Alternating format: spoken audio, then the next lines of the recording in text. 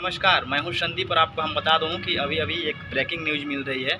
आकांक्षा दुबे का जो मौत हुआ है, इसमें संवर सिंह फरार थे, तो कार प्रशासन ने उनको पकड़ ही लिया और उनको कोर्ट में पेश भी किया था। तो अभी अभी एक वीडियो काफ़ी तेज़ी से वायरल हो रहा है और वीडियो क्लिप देख सकते हैं, फ़ोटो देख सकते हैं। बता दूँ आप लोगों को, इस वीडियो में आकांक्षा दुबे खुद बोल रही हैं, मुझे कुछ भी होता है इसका दोषी संवर सिंह होता है।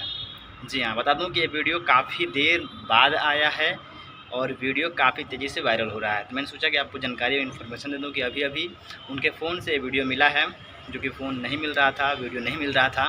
तो इस वीडियो में साफ साफ आकांक्षा दुबे बोल रही हैं कि जो मुझे कुछ भी होता है इसका जिम्मेदार संवर सिंह होंगे। तो संवर सिंह तो बुरे फंसे, क्या है नहीं, इस वीडियो की छानबीन होगी। कुछ लोग बता रहे हैं कि इस वीडियो को आकांक्षा दुबे ने अपने स्टेटस पर लगाया था और बाद में फिर स्टेटस पर डिलीट कर दिया था। इस वीडियो का भी पुष्टि नहीं हो पाई है कि वीडियो कब का है।